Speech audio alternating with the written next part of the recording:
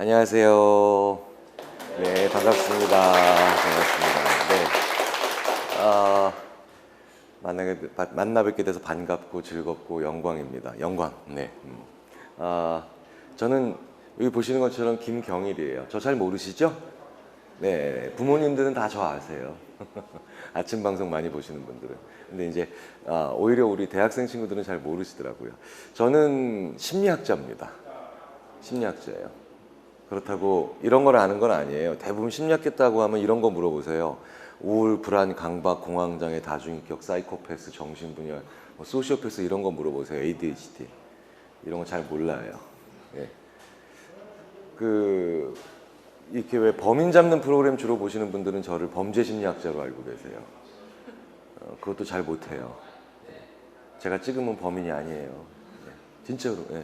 작년에도 어떤 그 강력 사건 하나 있었는데 제가 이 사람이 한 달 가까이 안 잡혔어요. 그래서 제가 그 방송국에 계신 분들한테 100% 경상남도에 있다. 가서 찾아봐라. 그랬더니 그 다음날 이 친구가 서울에서 잡혔어요. 이거 유명한 사건이에요, 저희 쪽에서는. 자, 그럼 지금까지 저는 뭐 이렇게 아침 방송에서 주로 하는 행복, 뭐 심리학, 뭐 이런 거 있죠. 네, 그거 잘 못해요. 이 행복한 얼굴이 아니죠. 네. 그 다음에 뭐 범죄 심리학, 뭐 찍으면 범인이 아니에요. 그럼 넌 뭘 잘하니? 우리나라에 몇 안 되는 제가 인지심리학자예요. 인지심리학 처음 들어보죠? 네, 무엇인지. 자, 인지가 사람의 생각이에요. 그러니까 인지란 말의 뜻은 우리가 한번 들어봤잖아요. 인지, 사람의 생각. 너 인지했냐? 뭐 이런 얘기 하잖아요. 그러니까 이게 사람의 생각이에요. 사람의 생각인 인지를 볼트 너트를 싹 풀러서 마치 왜 우리 그 기계가 어떻게 작동하는가 보려면 싹 풀러가지고 해체하죠. 그거 하는 사람들이에요. 완전히 공학이랑 비슷해요. 그래서 저희 인지심리학이 1956년도에 처음 시작됐어요. 1956년도에 처음 시작됐는데 그 1956년도에 처음 시작할 때 어디서부터 출발을 했냐면 미국에 가면 다트머스라고 하는 대학이 있습니다. 그 다트머스라고 하는 대학에서 저희 인지심리학이 1956년도에 처음 시작했다라고 되어 있는데 같은 장소에서 시작한 학문이 또 하나 있어요. 저희랑 같이. 그게 바로 뭐냐면 인공지능이에요. AI. 예. 인공지능의 원년이랑 인지심리학의 원년이 같아요. 실제로도. 그리고 저희가 그 일을 하고 있어요. 저 인공지능 하는 사람이에요. 예. 되게 재미없게 생겼죠, 벌써. 그렇죠? 인공지능이라고 하면 이제 얼마 전부터 굉장히 한 3월 달부터 갑자기 인공지능이란 말이 엄청나게 갑자기 유명해졌죠. 왜 그래요? 그렇죠. 우리나라에 없는 특목고가 하나 생겼어요. 알파고등학교라고. 난리 났어, 지금. 그 알파고가 어느 회사 거예요? 구글 거예요. 그렇죠? 구글 거. 예. 구글의 알파고 때문에 인공지능이란 말이 다시 또 뜨고 있죠. 예. 그래서 나라가 난립니다. 뭐 4차 산업혁명을 하겠다. 뭐 아니면 뭐 인공지능 산업을 촉진시켜야 되겠다. 그때 우리 구글의 알파고한테 진 사람 있죠. 누구예요? 네, 우리의 이세돌 구단. 그래서 이세돌 구단이 졌어요. 그리고 구글의 알파고가 이겼죠. 그때 기분 좋으셨어요? 별로 안 좋으셨죠? 예, 예. 저도 그때 강남 테란노에 있는 어떤 회사에서 세미나 하고 있었는데 갑자기 저는 전쟁 난 줄 알았어요. 북한이 미사일 쏜 줄 알았어. 갑자기 웅성웅성 하더니 막 복도가 사람들이 막 얼굴이 막 어두워지는 거야. 그래가지고 아니 주가가 폭락했나요? 아니면 뭐 북한이 미사일 쐈나요? 그게 아니더라고. 이세돌 구단이 진 거예요. 우리 진다고 생각 안 했잖아요. 그렇죠? 3번 연속 지니까 그때 그 다음날 신문사에서 이런 헤드라인도 나왔어요. 인류 종말을 예감하다. 그렇지? 마지막 대국인 5번 대국 딱 끝나고 난 다음에 그때 케이블 TV 회사에서 어떤 영화 있습니까? 터미네이터. 그렇죠? 시리즈별로 다 했어요. 왠지 지배당할 것 같아요. 그리고 그 다음 주쯤 되니까 앞으로 없어질 직업 계속 그런 기사 나왔죠? 예. 아니 가뜩이나 우리 일자리 없대는데 직업이 없어진대. 얼마나 짜증납니까? 슬프고 서글퍼요. 근데요, 이건 사실 언론과 우리 대중이 뭔가 하나를 놓치고 계신 거예요. 오히려 인공지능 연구하는 저희들은 이런 일이 일어날수록 인간이 위대해요. 인간이 경이로워요. 예. 우리가 이런 일이 있을수록 우리 인간의 약점이라고 생각해왔던 것들이 사실은 더 강점이에요. 그걸 알 수 있는 좋은 기회가 됩니다. 그러니까 물론 앞으로 기계가 발달하고 인공지능이 발달하기 때문에 우리의 어떤 그 관심사도 많이 바뀌어야 되겠죠. 근데 중요한 건 인공지능 연구하는 저희들은 이런 일이 일어날수록 인간이 얼마나 독특한 방식으로 생각하는지 그걸 알게 돼요. 인간은 되게 독특한 방식으로 생각해요. 여기 계신 분들한테 심리학을 공부하라는 얘기가 아니라 인간이 어떤 방식으로 생각하는가에 대한 이해를 한번 해보시면 우리가 굉장히 재밌는 것들이 우리 인생을 살아가면서 보이기 시작합니다. 자, 한번 시작해 볼까요? 그래서 제목은 되게 무시무시하지만 사실은 별다른 얘기가 아니에요. 우리 한 명 한 명이 다 심리학자잖아요. 여기 있는 모든 분들도 자기 인생의 심리학자가 되어보세요. 그러면 어떤 일을 하시든지 굉장히 재밌는 실마리들이 풀립니다. 자, 2개의 중고사전이 있어요. 중고 음악사전. 여기 계신 분들 음악에 관심이 많으실 거예요. 왜? 그냥 사전 말고 중고 음악사전이에요. 음악사전이에요. 음악 용어나 아니면 음악적인 현상이 정리되어 있는 2개의 중고 음악사전인데 왼쪽에 있는 거는 용어가 10,000개가 정리되어 있고 흠집이 거의 없어서 거의 새 것처럼 보입니다. 그런데 오른쪽에 있는 거는 단어가 20,000개, 용어가 20,000개 설명되어 있고 흠집이 좀 꽤 많아요. 그러니까 좀 낡았어요. 이걸 어떤 걸 사람들로 하여금 사게 만드느냐는 제가 어떻게 보여주느냐에 따라 달라요. 무슨 얘기냐? 저 2개를 동시에 놓고 사람들한테 어느 거 사실래요? 이러면 대부분 사람들은 단어 20,000개가 있는 하지만 낡은 거 사겠다고 합니다. 왜? 동시에 보니까 양쪽에 놓고 보니까 두께 차이가 금방 느껴지죠. 그러니까 냉큼 사람들이 어떻게 해요? 역시 사전은 뭐 필요 있어. 표지가 좀 낡았으면 어때? 수록된 용어가 많아야지. 이렇게 얘기합니다. 그래서 2개를 동시에 놓고 보면 사람들은 당연히 낡았어도 두꺼운 거를 당연히 용어가 많은 걸 삽니다. 자, 그런데 흠집이 없는 하지만 단어가 10,000개밖에 없는 것도 얼마든지 사게 할 수 있어요. 어떻게 하면 되냐면요. 첫 번째로 둘 중에 하나를 먼저 보여줘요. 그리고 이걸 치워놓고 그 다음에 다른 하나를 보여줘요. 그러면 동시에 비교가 안 되죠. 그러니까 두께가 어느 정도였는지 잘 기억이 안 나요. 하지만 표지가 낡았는지 안 낡았는지는 기억을 날 수 있겠죠.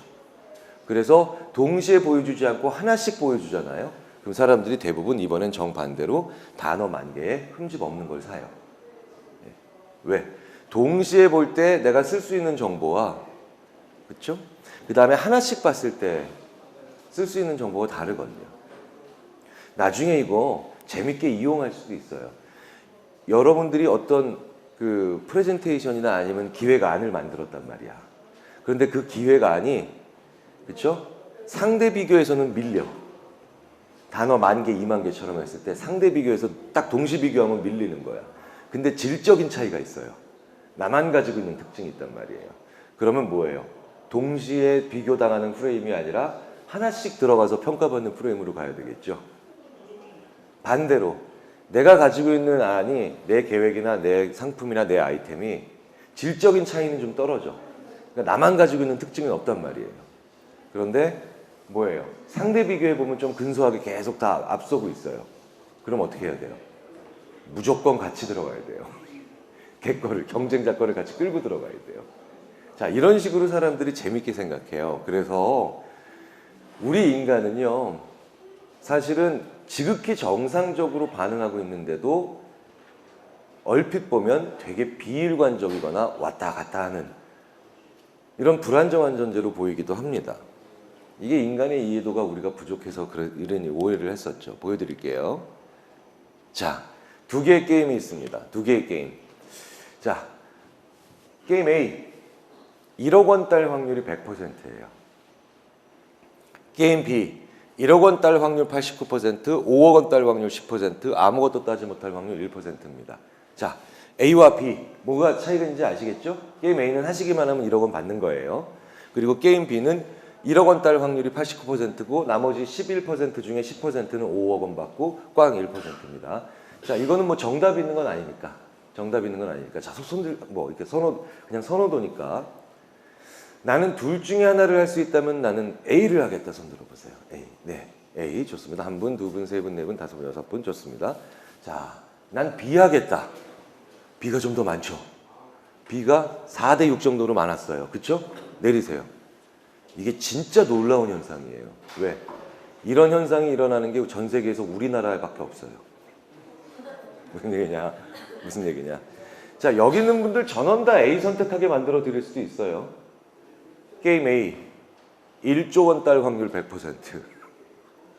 게임 B 1조 원 89%, 5조 원 10%, 꽝 1%. 자, 이러면 다 A 선택하겠죠? 그렇죠? 어차피 1조 원이나 5조 원이나 다 못 쓰고 죽어요. 그렇죠? 네. 1조 원이면 어떤 돈이에요? 1조 원이면 우리 요새 이자 얼마 안 되죠? 이자가 2% 정도밖에 안 되는데 이런 걸 저금리라 그러죠. 이렇게 2%밖에 안 되는 초저금리 시대라 하더라도 1조 원이면 1년에 이자만 200억이에요. 네.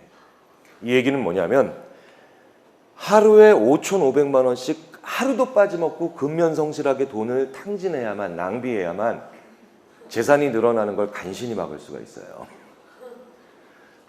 방학이네 아니면 잠시 뭐 몸살 감기네 이렇게 가지고 며칠만 내가 들어누워서 돈 안 쓰잖아요. 그럼 재산이 좀비처럼 막 늘어나 있어요. 그러니까 무조건 1조 원 해야 되겠죠? 게임 A? 네. 자, 그러면 상상만 해도 즐거우신 겁니다. 자, 여기 계신 분들 모두 다 B, 이번엔 A가 아니라 B 선택하게 만들어 드릴 수도 있어요. 제가 이렇게 하면 돼요. 게임 A 1,000원 딸 확률 100%. 게임 B 1,000원 89%, 5,000원 10%, 꽝 1%. 이러면 다 B로 가시겠죠. 그렇죠? 네. 그러니까 금액을 올리면 모험을 할 필요가 없이 A로 가는 거고, 금액을 낮추면 야 그냥 A 너 별거 아니야 나 B로 모험을 찾아 떠나리 이렇게 되는 거죠. 자, 일단 왜 이게 놀라운 현상 4대 6으로 나오는데 이게 왜 놀라운 현상인지부터 먼저 말씀드릴게요. 외국에서는요, 그게 미국이든 아니면 뭐 영국이든 캐나다든 이렇게, 그렇죠? 대부분의 외국에선 저 게임 A의 1억 원을 100만 원으로만 놔도 8, 90%가 A 선택합니다. 100만 원으로만 놔도. 왜? 100만 원만 해도 확실히 그냥 따는 게 좋아요. 큰 돈이니까.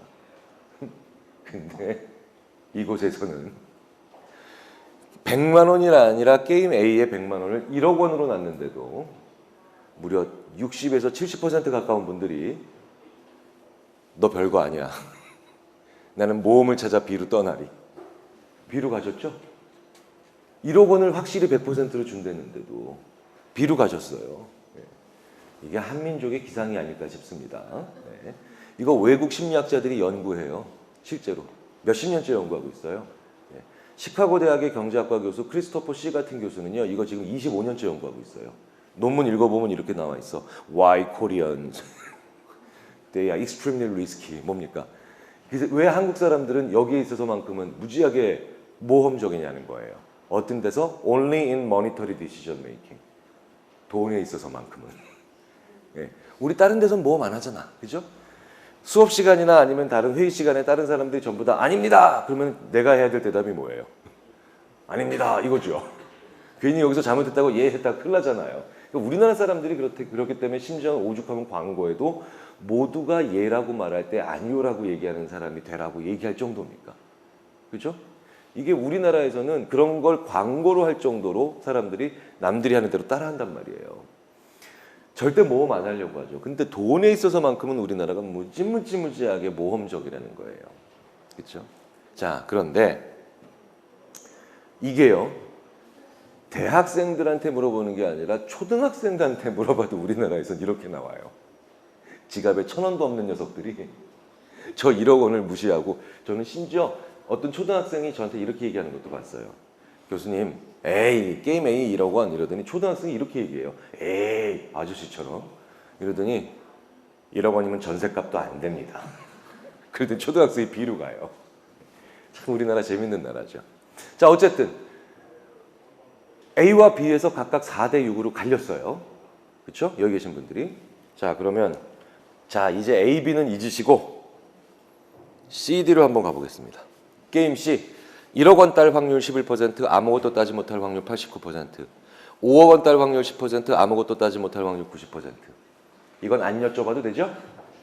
설마니 여기 C 선택하실 분 없죠? 다 D 선택하시겠죠? 재밌는 건 인간이 일관적이라면 A 선택하셨던 분들은 C 선택하셔야 돼요. 왜냐하면 게임 A와 B에서 똑같이 1억 원 딸 확률 89%만큼씩 빼낸 게 C와 D예요. 그러니까 A와 B에서 똑같은 양만큼 빼낸 게 C와 D예요. 그러니까 인간이 일관적이라면 A 선택하신 분들은 당연히 C 선택하셔야 되죠. 근데 그럴 이유가 아무것도 없죠? 왜냐? A와 B 사이에는 계산의 문제가 아니죠. 이거는 A는 확실한 거고 B는 불확실한 거죠. 그러니까 왠지 질적인 차이가 있는 것처럼 느껴진단 말이에요. 그런데 C와 D는 둘 다 계산의 문제죠. 그러니까 컴퓨터는 A와 B에서 A를 더 선호했다면 똑같은 양만큼 이동시키면 C와 D에서도 C를 선택해야 되지만 여기 있는 분들은 인간이란 말이에요. 인간은 그렇게 생각 안 해요. 그래서 우리는 무언가 확실하고 불확실한 것 사이에서 확실한 걸 좋아하지만 둘 다 불확실하게 만든다면 이다음부터는 머리가 계산을 시작해요. 자, 우리가 그렇다면 확실한 것과 불확실한 것 사이에서 확실한 걸 굉장히 좋아하다가 둘 다 불확실하거나 모든 게 불확실한 상황으로 나를 놓으면 이제 다른 게 전혀 다른 것들이 더 중요하게 보일 수도 있겠죠. 그렇죠? 자, 그 상황으로 한번 가보겠습니다. 자, 이제 마음의 문을 닫으셨기 때문에 여기 계신 분들이 손들기는 안 하겠습니다. 네, 마음의 문을 닫으셨을 거예요. 자, 게임 A가 있어요. 게임 A는 12분의 11의 확률, 12분의 11이면은 90% 넘는 거죠. 10분의 9보다 더 크니까 12분의 11이면. 자, 12분의 11의 확률로 12만 원을 따요. 그 다음에 12분의 1, 나머지가 12분의 1이죠. 그러니까 한 8% 될래나? 그쵸? 8%? 그 확률로 24만 원을 잃어요. 그 다음에 게임 B는 12분의 2, 6분의 1의 확률로 79만 원을 땁니다. 그리고 12분의 10의 확률로 5만 원을 잃어요. 자, 둘 중에 뭐 할래요? 라고 사람들한테 선택하잖아요. 선택하라고 하면 대부분은 A 선택하겠다고 합니다. 그렇죠? 굉장히 많은 분들이 지금 고개를 수긍을 해주시네요. 실제로 이건 우리나라에서든 외국에서든 이 게임 A와 B를 놓고 뭐 하실래요? 라고 하면 대부분 A 하겠다고 합니다. 선택은 A를 해요. 자, 그런데 이렇다라고 해서 제가 사람들이 B보다 A를 더 선호하는구나 이렇게 결론 내리면 안 돼요. 얼마든지 뒤집을 수도 있어요. 자, 보세요. 이것도 선호도의 표시 방식이죠. 우리 만약에 마트에 갔는데 A라고 하는 상품과 같은 종류의 B라고 하는 상품이 있는데 A에 대해서는 예를 들자면 이게 스마트폰이에요. 그러면 야, 나 이거 40만 원이면 사. 하지만 나 45만 원이면 안 사. 이건 뭐예요? 내가 지불할 용의가 있는 금액의 최대 금액이 40만 원이라는 거죠. 그렇죠? 근데 여기 있는 B라고 하는 스마트폰은 나 이거 70만 원이라도 살 거야. 이건 뭐예요? 지불할 용의가 있는 금액이 이쪽에서 더 많다는 거죠. 이것도 선호도의 표시 방식이죠. 자, 그렇게 물어보겠습니다. 게임 A든 B든 네가 하려면 돈 내야 돼. 게임 A를 하기 위한 티켓값, 입장료 가격 얼마까지면 살래? 이렇게 물어봐요. 그걸 하기 위한 지불할 용의가 있는 금액. 자, 게임 A를 하기 위한 티켓 가격 얼마까지면 살래? 13만 원이요. 이건 바보죠. 그죠? 이건 바보예요. 왜? 어차피 따도 12만 원밖에 못 타요. 그러니까 무조건 12만 원보다 낮은 금액을 불러야 되겠죠. 당연하죠. 바보가 아닌 이상. 자, 그런데 게임 B를 하기 위한 입장료 가격 혹은 티켓 가격 얼마까지면 살래? 이러면요. 사람들의 반응이 이래요. 인생 뭐 있어? 이씨. 야, 20만 원이라도 나 한번 해볼래. 이런 인간들이 나와요. 이런 분들이. 왜? 이해되죠? 왜? 따기만 하면 거의 80만 원 따거든요. 그러니까 80만 원이 긴급히 필요한 분은 한번 해볼 수도 있는 거예요. 되게 재밌는 거죠. 고르라고 하면, 선택하라고 하면 A를 선택하는데 얼마나 네가 돈을 쓸래라고 하면 B에다가 돈을 더 많이 쓰겠다고 합니다. 이걸 선호도 반전 현상이라 그래요. 선호도가 뒤집히는 거예요. 자, 왜 이런 일이 일어나나 한번 볼게요. 아이 트래커라고 하는 게 있어요. 안구 운동 추적 장치죠. 그래서 이건 1초라고 하는 짧은 시간에도 어디를 보고 있는가를 1초 동안 어디를 보고 있는가를 60번을 찍어줍니다. 그러니까 1초를 60개로 나누는 거예요. 그래서 점을 막 찍어줍니다. 어디를 보고 있는지를. 자, 이 아이 트래커 안구운동 추적 장치를 씌워놓고 사람들한테 이 두 게임을 보여주고 난 다음에 자, 너 골라. 뭐 할래? 선택해.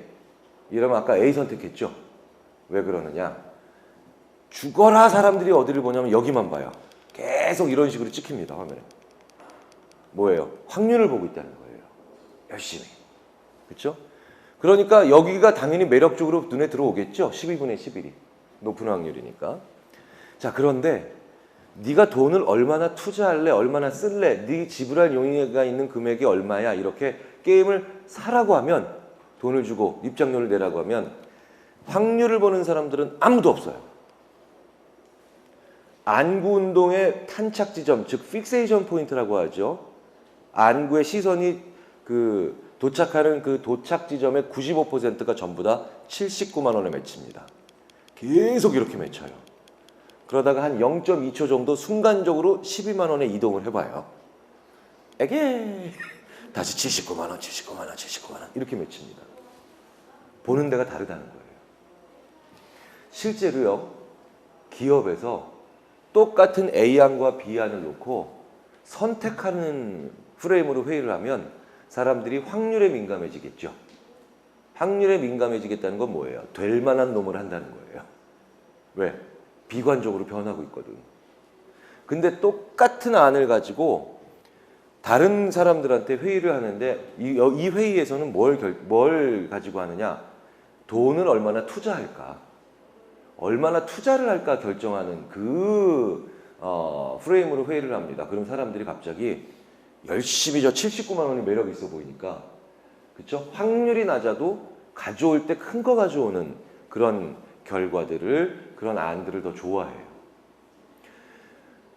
낙관적으로 변한다는 거죠. 이건 우리 인생에서 굉장히 중요한 의미를 전달합니다.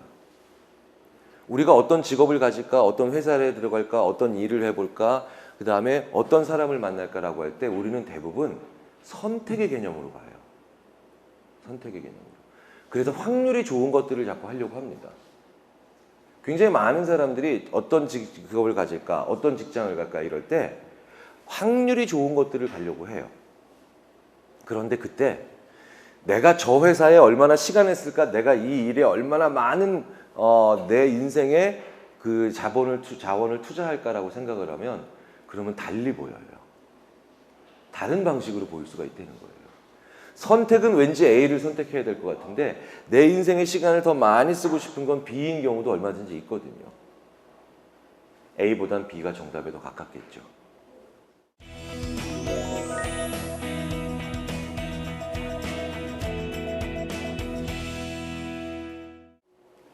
자, 그렇기 때문에 우리 인간은 지금까지의 사실로만 봐도 굉장히 독특하게 생각하죠. 뒤집기도 하고 바뀌기도 하고. 그렇기 때문에 우리 인간은요, 안 바뀌는 일관적인 머신, 그게 뭐예요? 컴퓨터죠. 얘한테 사실은 안 바뀌어야 더 유리한 게임에서는 당연히 지지요. 일관적이어야 더 유리한 게임에서는 집니다. 올해 우리가 이세돌 구단이 졌지만 사실 이거 되게 신기한 일이거나 아니면 새로운 일은 아니에요. 이미 오래전부터 지고 있었어요. 1997년에 IBM이라고 하는 회사 다 아시죠? IBM의 딥블루한테 세계 체스 챔피언이 박살이 납니다. 그래서 저렇게 괴로워하고 있었고 저걸 보고 있는 사람들은 경악을 금치 못하고 있었죠. 이미 20년 전에 체스는 컴퓨터한테 졌어요. IBM의 딥블루라고 하는 컴퓨터입니다. 그 다음에 2011년에 미국에 보면 제퍼디라고 하는 퀴즈쇼가 있어요. 미국이 참 자본주의 나라는 맞기는 맞아. 미국은 퀴즈를 마칠 때마다 밑에 상금이 나와 계속. 네. 우리나라는 이렇게 얘기하면 조금 너무 황금 만능주의 아니겠느냐 뭐 이런 식으로 비판받을 수도 있는데 얘네는 뭐 그냥 바로 돈 나와요. 네. 그런데 양 옆에 있는 두 출연자는 사람이죠. 근데 가운데는 사람이 아니죠. 저것도 컴퓨터예요. IBM의 왓슨이라고 하는 왓슨이라고 하는 컴퓨터입니다. 2011년에 미국 제퍼디에서 역대 최고로 퀴즈를 잘 푼다고 하는 두 휴먼, 인간 둘을 저 IBM의 왓슨이 어린아이 손목 비틀듯이 쉽게 이기죠. 자, 이 다음 사진 뭔지 아시겠죠? 우리의, 그쵸? 이세돌 구단이 이제 2016년엔 바둑두 칩니다. 이 속도는 앞으로 더 빨라진다고 얘기하죠. 저도 2013년도, 12년도, 13년도 요쯤에 인공지능과 관련된 포럼에서 다양한 연구자들과 우리가 바둑을 언제쯤 질까? 라는 얘기를 한 적이 있었어요. 그러니까 지금으로부터 4년 전이죠. 그때 대략 25년 정도 우리가 추정을 했었어요. 그리고 그 다음 해인 2013년도, 14년도 이렇게 들어갔을 때는 다시 보는 속도가 더 줄어듭니다. 한 10년이면 질 것 같은데, 근데 그 다음에 바로 그쵸? 지죠. 그리고 우리는 이런 사실을 볼 때마다 씁쓸하고 그 다음에 불안하고 그 다음에 왠지 우리 인간이 애처롭게 느껴집니다. 자, 그런데 제가 뭐라 그랬어요? 오히려 이런 일이 벌어질 때마다 인공지능 연구하는 저희들은 인간이 얼마나 독특하게 생각하는지를 발견하고 인간이 얼마나 컴퓨터와 다른지를 발견하면서 인간에게 더 놀랍고 신기하고 경이로움을 느낀다고 말씀드렸죠. 보여드릴게요. 지금부터 본격적으로.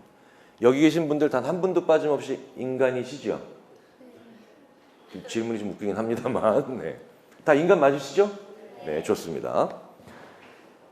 이 세상에 어떠한 슈퍼컴퓨터에도 없고 앞으로도 없어요. 있으면 컴퓨터가 더 이상해져요. 이 세상에 어떠한 컴퓨터에도 없는데 여기 계신 분들은 인간이시기에 다 가지고 있는 능력이 있어요. 위대한 능력이죠. 보여드릴게요. 얼마나 위대한 능력을 가지고 계신지. 제가 질문을 드릴 겁니다. 질문을 드릴 텐데 예, 아니오로만 빨리 대답해 주세요. 예, 아니오로만. 네. 뭐 이렇게 경계하세요? 어려운 거 아니에요. 네, 좋아요. 자, 첫 번째 질문입니다. 대한민국의 수도 이름 아세요? 좋습니다. 두 번째 질문입니다. 과테말라에서 7번째로 큰 도시 이름 아세요? 방금 전에 인간의 위대한 능력을 보여주신 거예요.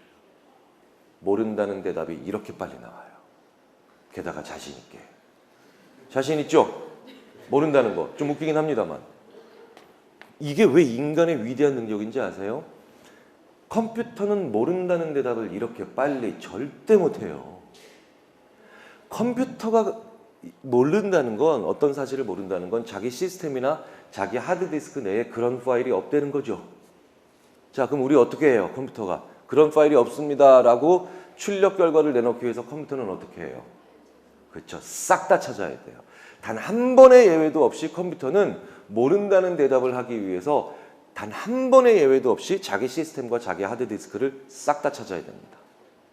그래서 지금 쓰고 있는 컴퓨터나 5년 전에 썼던 컴퓨터나 10년 전에 썼던 컴퓨터나 예외 없이 그런 파일 없습니다는 여전히 느리죠? 왜? CPU가 안 빨라지면 뭐예요? 하드디스크가 더 커지고 있는데. 그러니까 컴퓨터는 모른다는 대답을 굉장히 느리게 해요. 왜? 대부분의 경우 하염없이 느려요. 그런데 여기 계신 분들은 1초 안에, 게다가 더 놀라운 건 찾아보지도 않고. 자, 과테말라에서 7번째로 큰 도시에 관련된 정보가 내 하드디스크 뭐예요? 뇌죠? 내 뇌에 없다라고 대답하시기 위해서 자기의 뇌를 단 1%라도 찾아보거나 스캔하신 분 손 들어주세요. 한 분도 안 계시죠? 계시면 빨리 손 드셔야 돼요. 왜? 제가 그분을 빨리 모시고 학계에 보고하러 가야 돼요. 왜냐? 이건 놀라운 사건이에요. 저는 인류 최초로 컴퓨터와 알파고와 같은 방식으로 생각하는 분을 드디어 발견한 거예요. 한 분도 없죠? 놀라운 거예요. 우리 뇌를 우리가 알파고처럼 생각하면요. 이세돌 구단 이거 뭐 하겠어요, 바둑에서.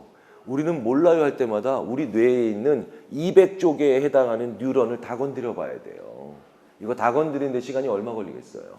영원히 안 끝나죠. 불가능해요. 왜? 이 200쪽의 뉴런 중에 최소한 제가 봤을 때 20%인 40쪽에 1조의 40배인 40조 정도의 뉴런은 죽을 때까지 못 건드려요. 왜 못 건드리는 줄 알아요? 이걸 프로이드라고 하는 심리학자는 굳이 무의식이라고 불렀어요. 못 건드려요. 영원히 안 끝나는 일이에요. 우리가 알파고처럼 생각하면 몰라요 한 번 하는데 죽을 때까지도 안 끝나요. 계속 제가 그래서 저랑 친한 뇌과학하는 다른 대학 심리학과에서 뇌과학하는 제 절친한 친구한테 야 영원히 안 끝나겠지만 정말 운이 좋아서 최단 기간으로 이게 스캔이 한번 됐어. 우리 뇌를 100% 다 찾는데 야 그럼 얼마 걸릴까? 그랬더니 이 친구가 아주 퉁명스럽게 이렇게 저한테 얘기합니다. 몰라. 진짜 운이 좋아서 기적이 일어나면 5년 걸릴 수도 있을 거야. 이게 최소한 제가 지금까지 만나본 뇌과학자들의 최고로 짧은 추정치예요. 몰라요. 한 번 하기 위해서 뇌를 다 찾는다면. 자, 그럼 생각해 보세요. 우리가 알파고처럼 혹은 인공지능처럼 혹은 컴퓨터처럼 머리가 좋다면 100살 살아 뭐 해요? 몰라요. 20번 하면 인생이 딱 끝나요. 그죠? 친구가 이렇게 물어봐요. 야, 제 이름이 김경일이니까 경일아, 너 과테말라에서 7번째로 큰 도시 이름 알아? 기다려. 5년 동안 제가 아무 짓도 안 하고 뇌만 검색하다가 와가지고 이렇게 얘기합니다. 몰라. 근데 이 녀석 진짜 나쁜 녀석이에요. 그럼 8번째로 큰 도시는? 그럼 제가 또 뭐 해야 돼요? 기다려. 하고 또 5년 있다가 와가지고 얘한테 몰라 이래야 돼요. 이거 20번 하면 제가 인생이 끝나는 거예요. 네. 그런데 최소한 5년 걸릴 일을 1초 안에 끝내신 거예요. 어마어마한 기능이에요. 여전히 그런데 이걸 안 믿으시네요. 몰라요가 뭐가 큰 자랑이에요, 교수님. 모른다는 건 시험으로 치자면 답을 못 쓴다는 건데. 자, 생각해 보세요. 모른다는 판단을 1초 안에 한다는 건 그 다음 행동도 1초 안에 결정할 수 있다는 거예요. 모르니까 어떻게 하면 돼요? 물어보면 되죠? 찾아보면 되죠? 검색해보면 돼요. 우리는요, 몰라요를 1초 안에 결정하기 때문에 그 다음 행동도 1초 안에 결정할 수 있는 거예요. 유한한 시간을 살면서도 무한한 일을 할 수 있는 인간의 가장 원동적인 힘이 이것 때문이에요. 안 찾아보고도 몰라요. 안 해보고도 못해요. 자, 근데 어떻게 이게 가능했냐는 거예요. 어떻게 이게. 우리 인간한테는 컴퓨터한테 없는 게 하나 있어요. 그게 뭐냐? 내 인지, 내 생각이죠. 내 생각인 인지를 보는 눈이 하나가 더 있어요. 그래서 이걸 메타인지라고 부릅니다. 나를 보는 눈이 하나 더 있는 거예요. 이걸 메타인지라고 그래요. 이게 있기 때문에 안 찾아보고도 저 안에 있는 또 다른 내가 야, 김경일 너 몰라. 과테말라에서 7번째로 큰 도시. 찾아보지도 마. 찾아볼 필요도 없어. 너 무조건 몰라. 이렇게 얘기해 주는 겁니다. 저놈을 메타인지라 그래요. 내 능력과 내 지식과 내 힘을 보는 또 다른 눈. 그런데 이 메타인지가 어떻게 1초도 안 돼서 그렇게 너 과테말라에서 7번째로 큰 도시 이름을 몰라라고 대답하게 만들어줬는지 아십니까? 얘는요. 딱 한 개밖에 안 봐요. 그게 얼마나 나한테 친하냐 안 친하냐만 봐요. 대한민국이 친하죠? 과테말라 안 친하죠? 그러니까 대한민국처럼 친하면 나 그거 알아. 혹은 나 그거 할 수 있어. 이 판단이 1초 안에 와요. 근데 과테말라처럼 하나도 안 친해. 그럼 뭐예요? 나 그거 못해. 혹은 나 그거 몰라. 이 판단도 1초 안에 와요. 그래서 우리 인간은요. 어중간하게 알아서 어중간하게 친하면 그때 굉장히 고통스러워요. 제가 대답하기 굉장히 쉬운 질문 2개를 드릴게요. 첫 번째 질문입니다. 오늘 기준으로 2016년도 4월을 기준으로 첫 번째 질문입니다. 미국 대통령 이름 아세요? 쉽죠? 두 번째 질문입니다. 이것도 쉬울 거예요. 룩셈부르크 대통령 이름 모르죠? 네, 이런 건 쉬워요. 근데 이런 게 헷갈려요. 이탈리아 총리 이름은 이러면 사람들이 잠깐만 기다려봐. 그렇죠? 영국 수상 이름은 아이고 마가렛 대처는 아닌데 이러죠? 그렇죠? 프랑스 대통령 이름은 아이고 사르코지가 얼마 전에 끝났는데 이러고 나와요. 왜? 어중간하게 알아서 어중간하게 친하니까 이제부터 뭐 해요? 검색을 시작합니다. 컴퓨터 흉내를 내고 있어요. 우리 인간이 되게 독특한 방식으로 생각해요. 자, 그러면 중요한 단서 하나가 나오죠. 메타인지는 친하냐 안 친하냐만 가지고 판단하죠. 근데 우리가 살아가다 보면요. 친하기만 하고 아는 건 별로 없는 경우. 자주 봐서 익숙하기만 하고 할 줄 아는 건 별로 없는 경우가 되게 많아요. 우리는 그때 실패합니다. 자기 메타엔지에 속아서. 비일비재하게 일어나요, 이런 일. 예를 한번 들어볼까요? 자기 자가용을 운전하고 가다가 고장이 나서 멈췄으면요. 도로에서 그런 분들 매일매일 여러분들도 보실 거예요. 이분들이 차가 고장이 나서 멈췄으면 차문을 열고 확 나옵니다. 그 다음에 뭐 하나요? 예, 본네트를 열어요. 그리고 그 다음에 뭐 하죠? 그냥 쳐다봐요, 이러고. 심지어는 이렇게 얘기하는 사람도 있어요. 어디가 엔진이야? 막 이러면서. 그죠? 엔진의 위치도 모르면서 그거 왜 열었을까요? 그죠? 자기가 봐도 자기가 민망해요. 그래서 차 뒤로 가서 뭘 주섬주섬 꺼내옵니다. 트렁크 밑에서 이렇게 숨겨져 있는 연장이나 공구 꺼내올 것 같죠? 의외로 대부분 걸레 꺼내와요. 공구 꺼내오지 않고. 그리고 그 걸레로 뭐 합니까? 엔진을 닦아줘요. 엔진을 어루만지듯이. 더 놀라운 사실을 제가 말씀드릴게요. 제가 이렇게 지점 하나를 자동차 고장이 많이 일어나는 지점에서 제가 숨어서 열심히 몇 날 며칠 동안 관찰을 해봤더니 이렇게 엔진을 닦아주는 운전자들의 거의 3분의 1이 놀라운 행동을 그 다음에 해요. 자기 엔진에게 말을 걸고 있어요. 야, 소나타야 왜 이러니? 야, 아반떼야 화이팅. 심지어 왜 남자들은 특히 자기 차에 이름 붙인 분들 굉장히 많아요. 그렇죠?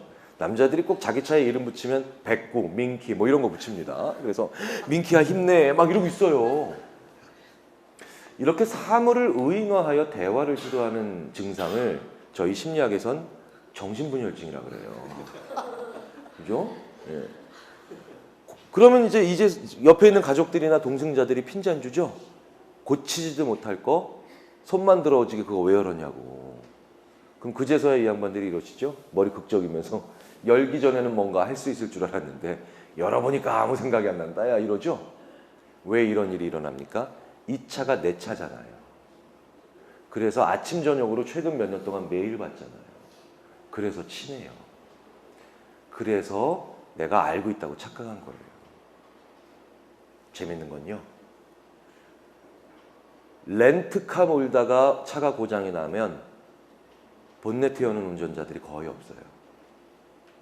왜? 이 차를 어제 만났어요. 혹은 어제 만났어요. 오늘 만났고요. 그래서 바로 깨끗이 포기하고 보험회사에 전화 걸어요.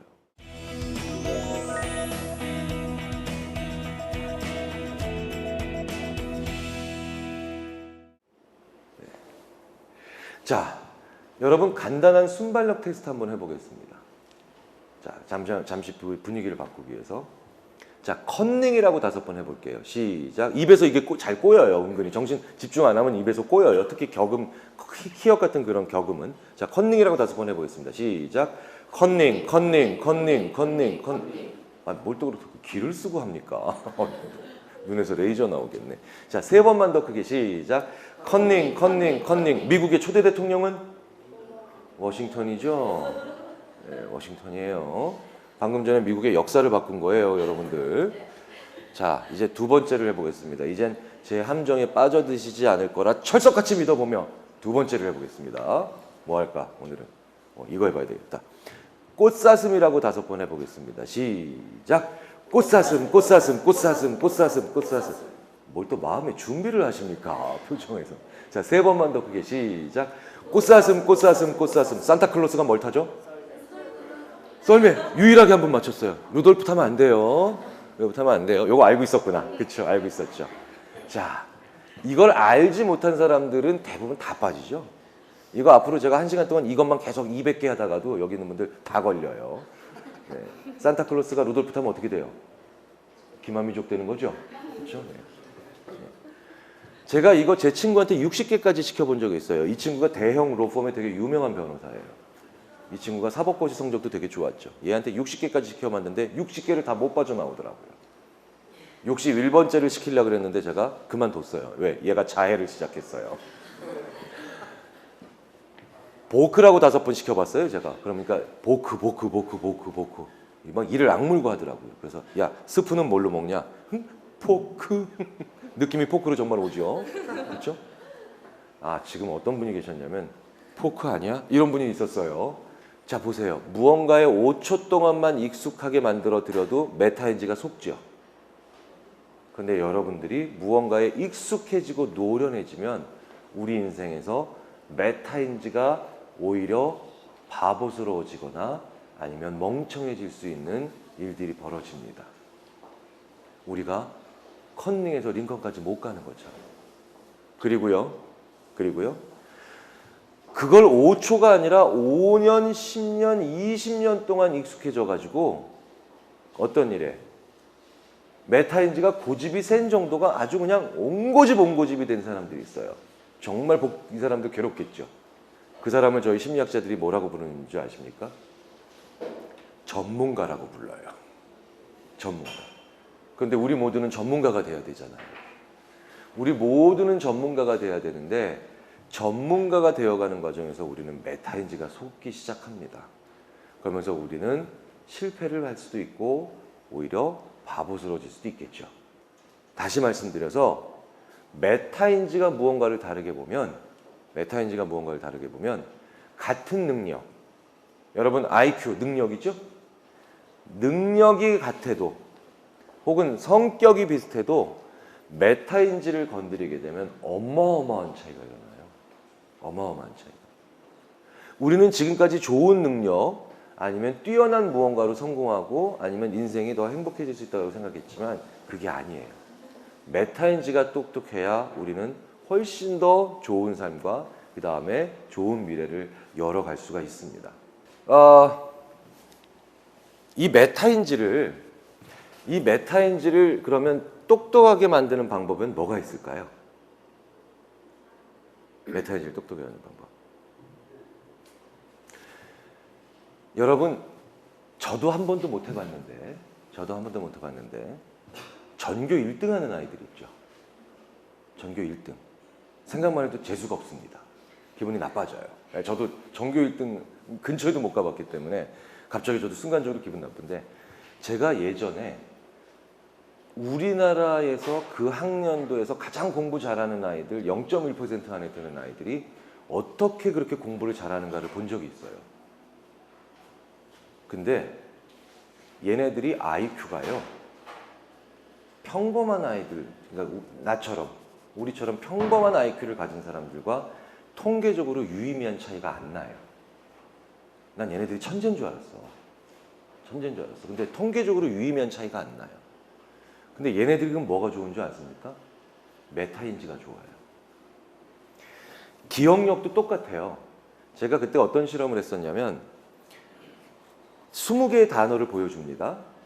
20개의 단어를 보여주고 난 다음에 우리는 당연히 뭐가 중요하다고 생각해요? 많이 기억하는 게 중요하다고 생각하죠. 그래서 20개의 단어를 보여줬는데 15개를 기억해내면 12개를 기억해낸 아이보다 기억력이 뛰어나고 그만큼 능력이 뛰어나다고 생각해서 더 성공할 거라고 생각합니다. 근데 그게 아니에요. 기억력은 차이가 안 나요. 양쪽에서. 근데 나 몇 개 기억할 수 있을까를 예측해보라 그래요. 그리고 기억을 해봐요.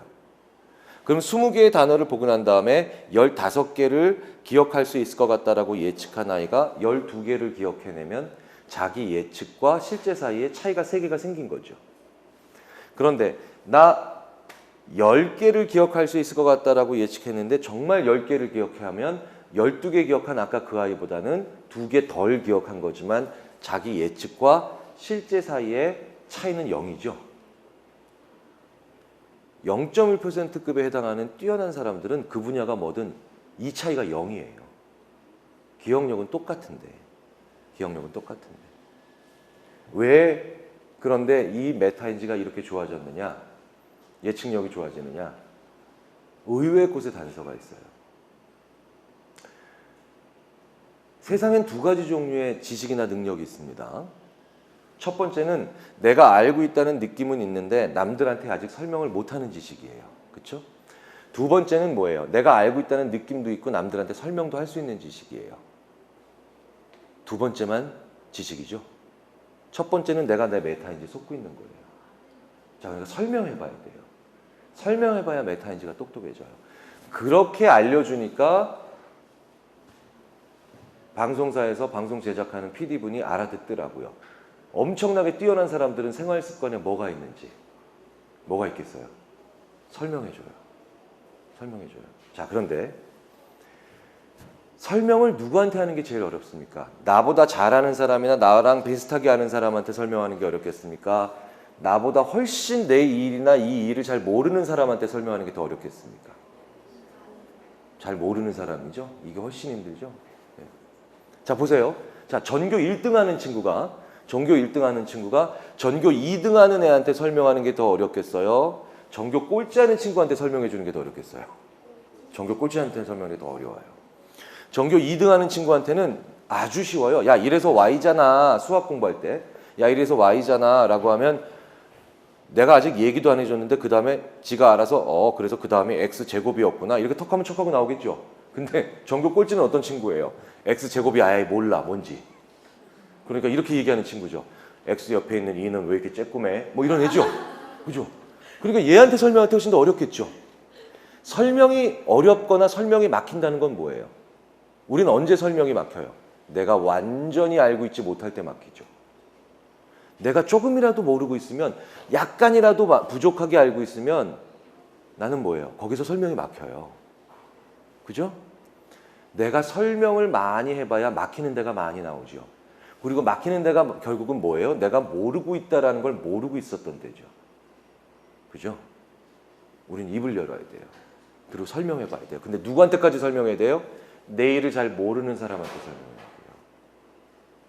내 일과 무관한 사람한테까지도 설명해야 돼요. 저는요, 실리콘밸리 어딘지 아시죠? 실리콘밸리에서 사업 아이템을 만들고 난 다음에 첫 프레젠테이션을, 파워포인트 만들어서 첫 프레젠테이션을 자기 방 청소하는 분을 앉혀놓고 프레젠테이션 하는 임원 본 적도 있어요. 그런데 내가 이 사람도 알아듣게 만들 수 있어요. 뭐예요? 그럼 내가 이거 완전히 알고 있는 거예요. 퍼펙트하게. 내가 이 사람들한테도 설명할 수 있다는 거예요. 여러분, 우리가 굉장히 많은 경우에 남을 돕거나 나보다 떨어지거나 나보다 핸디캡이 있는 사람을 도와주면서 혹은 가르쳐주면서 성장합니다.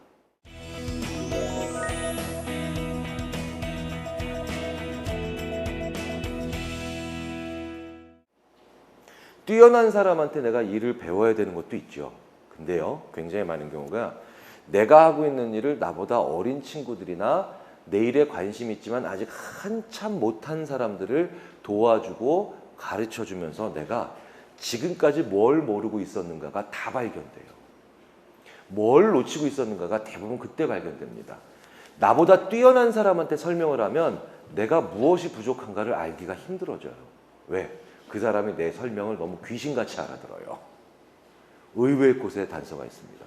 나보다 못한 사람 도와주시고 나보다 모르는 사람 가르쳐 주시면 여러분들이 의외의 곳에서 여러분들이 급성장하는 그런 메타인지를 통해서 급성장하는 여러분 자신을 발견하실 수 있으실 거예요. 자, 그렇다면 이 간단한 설명의 원리에 근거해서 이제 다음 편에서는 메타인지가 얼마나 무서운 힘을 가지고 있는지 이제 그걸 본격적으로 보여드리도록 하겠습니다. 오늘은 이제 여기서 마치겠습니다. 감사합니다.